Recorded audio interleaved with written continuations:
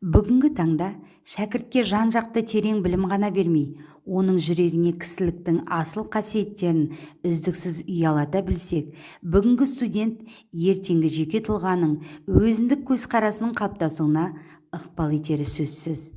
Ендеше жоғары аграрлық техникалық колледжінің электрмен қамтамасыз ету мамандығының қ 311.1 тобының кезекті тәрбие сағатын бастаймын.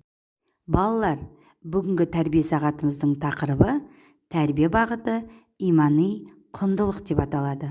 Рухани адамгершілік, имани құндылықтарды зерделей отырып, студенттерге теріс ағымдардан алдын алу мен олардан аулақ болу жолдарын түсіндіру және оларды отансүйгіштікке, ізгілікке, имандылыққа тәрбиелеу мақсатындағы тәрбие сағатымды елбасымыз Нұрсұлтан Әбішұлы Назарбаевтың «Тегіміз түрік, дініміз ислам екен, ешқашан ұмытпаймыз» атты сөзімен бастағым келеді. Ғылым емес, ең алдымен тәрбиеге көңіл бөлу керек. Тәрбиесіз адамға ғылым баянды болмайды деген Әл-Фараби бабамыздың сөзі тәрбие бағытындағы ең құнды дүние. Иә, имани тәрбие беру жас ұрпақтың бойында өмірдің мәні, сүйіспеншілік, бақыт, сыйластық, татулық, бірлік, төзімділік сынды құндылықтарды дарту арқылы адамның қоғамда өз орнын табуына, қабілет дарынның ашыла түсуіне, ақыл парасатын дамытуына, яғни сәнді де мәнді өмір сүруіне қызмет етеді. Жан-жақты мүмкіндік туғызатыны анық. Аталарымыз осыдан 1000 жылдай бұрын тек қана исламды таңдаған. Олай болса, сол асыл діннен бізді ешкім ажырата алмайды. Ол біздің қанымызда, жанымызда. Ислам діні біздің өмір салтымыз, мәдениетіміздің терең тамыры екені анық. Дін адамзат тарихымен бірге жасап келе жатқан, өлмейтін, көнермейтін, мәңгілікке жетелейтін қастерлі де қасиетті ұғым. Бүкіл әлемге ортақ құндылық. Адам ата алейхиссаламнан бастау алатын алғашқы адамдардың бойында да сана мен сезім, махаббат пен мейірім, ар намыс пен ұждан және адамгершілік ізгі қасиеттер сияқты дінге, құдіретке, жаратушыға деген жоғары сенім болған. Осылайша, есте жоқ ықылым замандардан бері сенім жүрекпен, дін адаммен бірге өмір сүріп келеді. Баланы үлкенді сыйлауға, кішіге ізет көрсетуге, иманды болуға, адамгершілікке баулу рухани адамгершілік тәрбиесінің жемісі. Балаларды адамгершілікке тәрбиелеуде ұлттық педагогика қашанда халық тәрбиесін үлгі ұстайды. Рухани байлыққа ең алдымен тілімізді, дінімізді, салт дәстүрімізді жатқызсақ, тіл қазақ болуымыз үшін, дін адам болуымыз үшін, салт дәстүр ұлт болуымыз үшін қажет екенін ұғынамыз. Ал ислами жаһанданудың алға қойған ең басты мақсаты адамгершілік пен көркем мінез құлық ұстанымдарын тарату, әр кісінің қадір қасиетін, теңдігін қорғау болып табылады.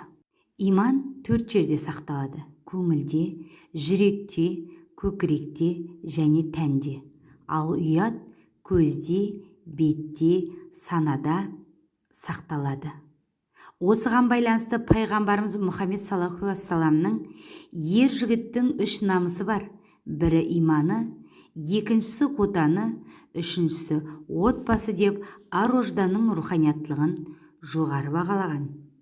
Ендеше балалар, қашықтықтан оздырылып отырған бүгінгі тәрбие сағатымыздың құрметті қонағы, облыстық орталық мешіттің найып имамы, теолог Наурыз Ибатұлының сөзіне құлақ түріңіздер. Қайырлы күн, құрметті жастар.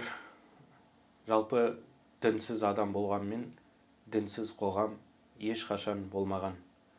Жалпы діннің мақсаты адамның рухани байлығы. Білеміз бәріміз, адам 2 нәрседен тұрады: дене және рух деген. Рухтың азығы осы дін және де көркем мінез, әке-шешені құрметтеу, отанға деген махаббат, осының баршасы рухани біздің байлығымыз. Соның ішінде осы дінге келетін болсақ, жаңағы жоғарыда айтқанымыздай, дінсіз қоғам болмаған, әрбір қоғамның өзіндік діні болған. Бізде қазір ұлы діндер бар, соның ішінде осы ислам дініне келетін болсақ, ислам деген сөз бейбітшілік, татулық деген мағынаны білдіреді. Бізде кейбір пәндерде өзінің қандай нені зеріктейтін туралы айтады. Мысалы, тән тану деген пән бар. Ол тәнді зеріктейтін болғасын тән тану болып аталады. Сол сияқты мына ислам діні бейбітшілдікті, татулықты негізгі көздейтін болғасын ислам деп аталады екен. Осы ислам дінінің қазіргі кездегі жағдайына келетін болсақ, мына жастар көпшілігі осы дінге бет бұрып жатыр, ислам дініне. Алайда бір өкініштісі, кейбір жастар осы ислам дінінің негізгі ұғымдарын білмейді.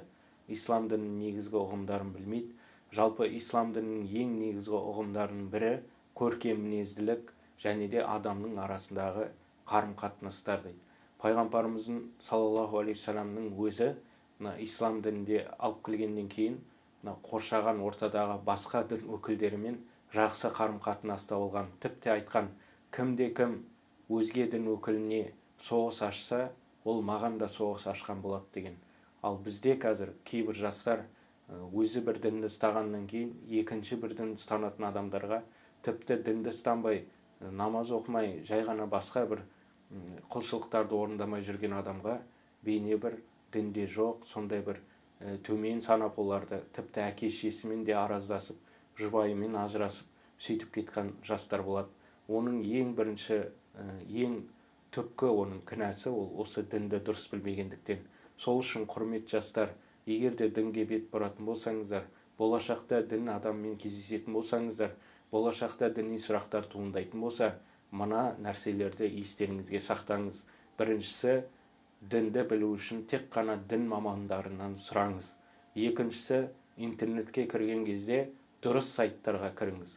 Біздің 4 сайттарымыз muftiyat.kz, azan.kz, fatwa.kz деген сайттарымызға кіріңіз. Ал енді үшіншісі, кітап оқыған кезде, кітапты ашқанда ең бірінші мұқабасында Қазақстан мұсылмандар діни басқармасының сараптамасынан өткен, немесе осындай бір жазуларды сараптамадан өтті деген жазулары бар кітаптарды ғана оқысаңыздар. Осы үш нәрсені әрқашан естеріңізге сақтансаңыздар, сізді басқа бір жат өкілі сізді ешқашан арбап, басқа бір сенімге түсіріп алып кетпейді. Ендеше Наурыз Ибатұлына үлкен алғысымызды білдіре отырып, бүгінгі тәрбие сағатты мен былай түйіндеймін. Құрметті шәкірттерім, ұлтымыздың қандағы ізеттілік дөрекілікке, қайырымдылық қатыгездікке, жомарттық тоғышарлыққа, адалдық арамдыққа, парасаттылық парықсыздыққа ауыспасын деген ұстаздық үлкен үмітменен.